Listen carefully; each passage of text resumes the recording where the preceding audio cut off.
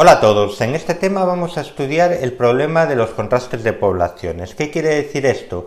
Quiere decir que estamos interesados en comprobar si las muestras que hemos obtenido a través de un proceso, por ejemplo de simulación, se adaptan, tienen la forma de una variable aleatoria particular, determinada. En concreto vamos a utilizar el contraste llamado del H cuadrado, que es adecuado cuando el número de muestras de las que disponemos es elevado, lo cual sucede en el contexto de simulación. El objetivo fundamental del tema, como comentábamos, era intentar determinar si las muestras recogidas de un proceso de interés siguen alguna forma, alguna distribución determinada. Por ejemplo, pensemos en nuestro sistema de colas de tipo GGK.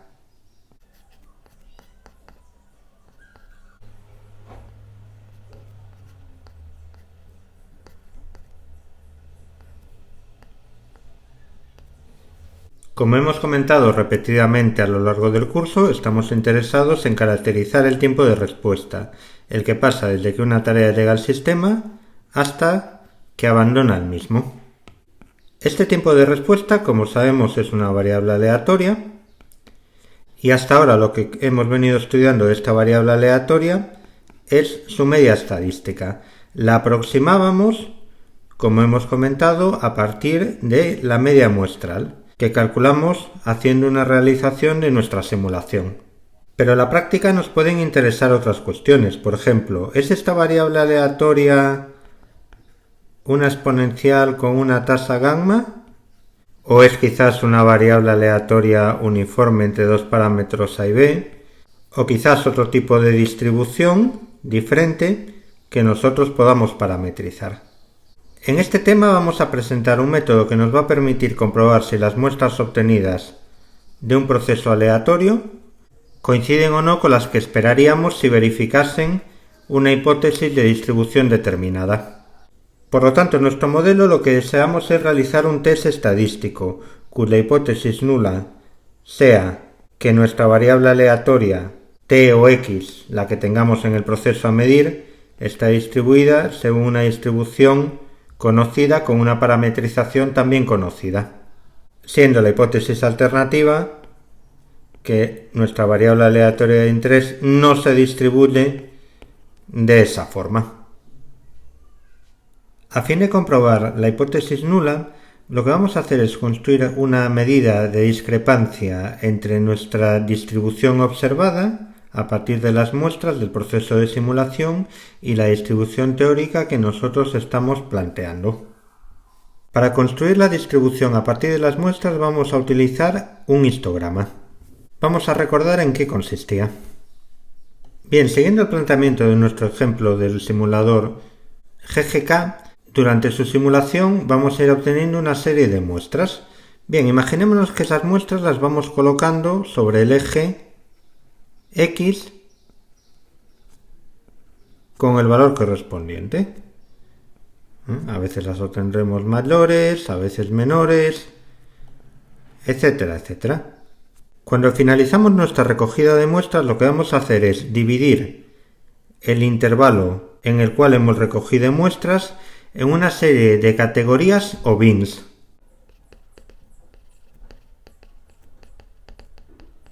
Y vamos a contar cuántas muestras caen dentro de cada categoría. Imaginemos una situación donde tenemos 4 bins que tienen la misma longitud cada uno. Es decir,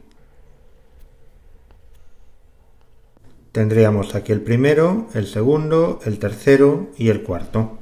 Lo que vamos a hacer es contar dentro de cada categoría cuántas muestras hemos obtenido. Tendríamos en la primera categoría 3 muestras, en la segunda categoría 4 muestras, en la tercera 2 muestras y en la última 3 muestras. Bien, un histograma no es más que una representación gráfica de este número de muestras. Podemos representar los números absolutos o su frecuencia relativa. ¿Cuál sería su frecuencia relativa en este ejemplo? Pues tendríamos el número total de muestras, n, es igual a 3 más 4 más 2 más 3, es decir, 7 más 2, 9 más 3, 12. Por lo tanto, la frecuencia relativa en cada bin será 3 doceavos 4 doceavos, 2 doceavos y 3 doceavos. Bien, como digo, podemos representar tanto las frecuencias absolutas, número total de muestras en cada bin, o la frecuencia relativa. Obtendremos una forma parecida a la siguiente.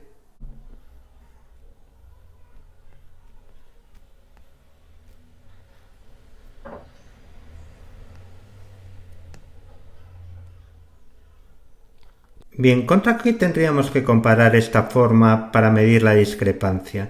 Pues lo tendríamos que comparar frente a la distribución de masa o función de densidad de probabilidad a la cual queremos comprobar si se está ajustando este proceso muestral. Supongamos a modo de ejemplo que nuestra distribución teórica es una uniforme entre 0 y el valor mayor, que vamos a llamar max en este ejemplo. 0 y max. Bien, esa distribución uniforme, se la dibujamos, su función de densidad de probabilidad tendrá una forma uniforme. En esta situación nosotros lo que deseamos es medir las discrepancias entre lo observado y lo esperado. ¿Dónde estarían esas discrepancias en este ejemplo particular? En el primer bin coinciden, en el segundo bin hay un exceso de muestras observadas y en el tercer bin hay un defecto de muestras observadas. En el cuarto vuelven a coincidir. Bien, pues lo que deseamos es plantear algún estadístico, epsilon, que nos mida precisamente estas discrepancias. Bien, como podéis observar en la transparencia a la derecha, los tipos de histogramas que podemos tener y los tipos de distribuciones que podemos esperar pueden ser de las más diversas formas. Aquí tenéis un ejemplo donde aparecen un par de histogramas unimodales, es decir, con un solo máximo, y un histograma de tipo trimodal con 3 máximos.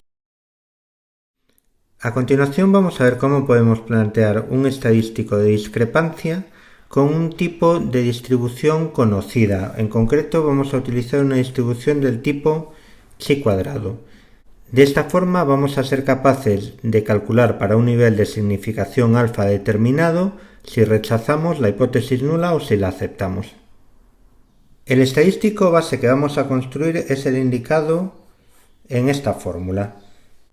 Para ello vamos a utilizar las siguientes variables. Vamos a llamar O sub i al número de muestras que hemos observado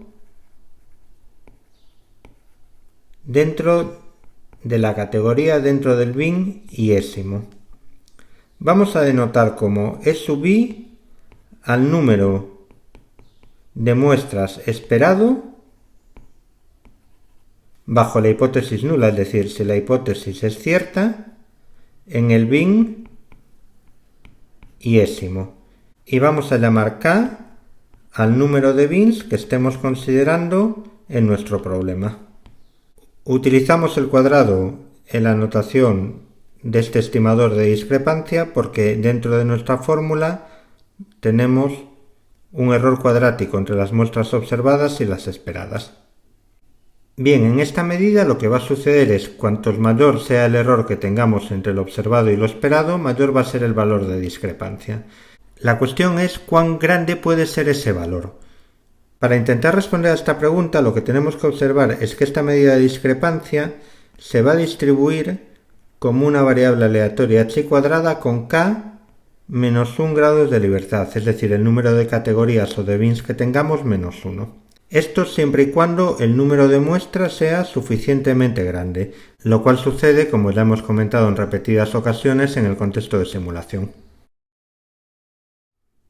Bien, la función de densidad de probabilidad de nuestra discrepancia depende del número de grados de libertad como se muestra en la transparencia. Por ejemplo, supongamos que cogemos el ejemplo con 4 grados de libertad, la línea roja. Es una distribución que no es simétrica, como en el caso de la normal, sino que tiene una cola a la derecha mucho más pesada que en ese caso. Bien, bajo la hipótesis nula, la forma que va a tener nuestra discrepancia es la indicada en la línea roja. Entonces nosotros lo que vamos a hacer es escoger un valor de significación determinado para realizar nuestro test estadístico. Ese valor de significación, alfa, como ya denotábamos en el tema anterior, va a ser relativamente bajo, por ejemplo un 1%, un 5%, en este rango. A partir de ese valor de significación, nosotros estamos escogiendo un umbral máximo para nuestra discrepancia. Es decir, seleccionaremos el máximo error que vamos a admitir bajo la hipótesis nula. Calculado nuestro experimento, lo que haremos será calcular el valor de la discrepancia. Si ese valor de la discrepancia nos da menor que el umbral, pues no rechazamos la hipótesis nula. Si tuviéramos un valor de discrepancia, por el contrario, que fuera superior, en este caso rechazaríamos la hipótesis nula. Bien, es importante entender que alfa, la discrepancia, es el error que cometemos en este tipo de experimentos. Por ejemplo, si cogemos un nivel de discrepancia del 1% y realizamos este experimento, lo que haremos es rechazar en un 1% de las ocasiones en las cuales de verdad la hipótesis nula sea realmente cierta. Es decir, que por azar hemos observado una situación donde, aun siendo cierta la hipótesis nula, las muestras observadas van a tener una diferencia significativa con las esperadas. Esto va a suceder de forma muy infrecuente. En un nivel, en un número de casos, la frecuencia está determinada por el nivel de significación. Es lo que se conoce como el error de tipo 1 en contrastes estadísticos. Bien, vamos a ver en dos ejemplos la aplicación práctica de este procedimiento. Bien, en este primer ejemplo nos indican que nuestra hipótesis nula es que nuestra distribución sea una uniforme distribuida entre 0 y 2. Nos indican adicionalmente que tenemos las siguientes categorías: 5 conjuntos, y si nos fijamos cada uno de ellos tiene la misma longitud, 0,4.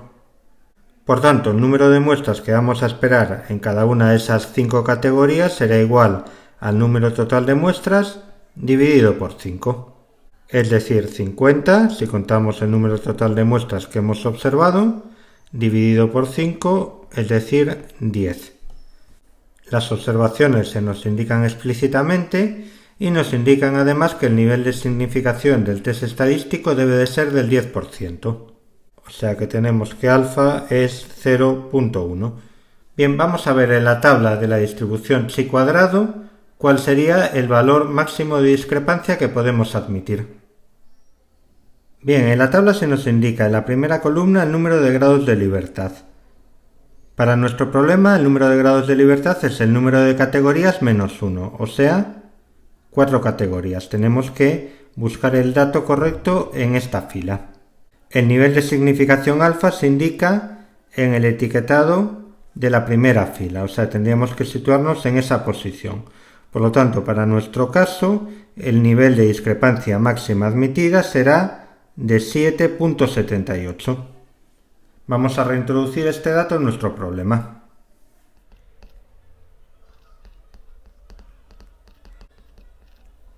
Nos queda por calcular el valor de nuestro estadístico. Tenemos que emplear esta fórmula.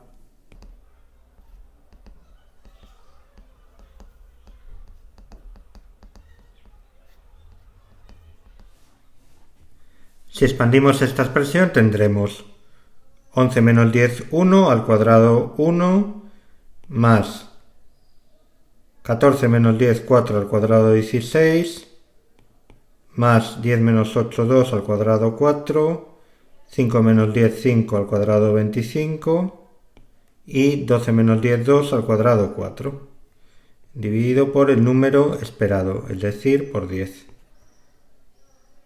Esto es 50 partido por 10 igual a 5. Bien, hemos obtenido que el valor de discrepancia de 5 es menor que 7.78, que era igual a la discrepancia máxima que hubiéramos podido obtener. Por lo tanto, no hay evidencia estadística suficiente para rechazar la hipótesis nula.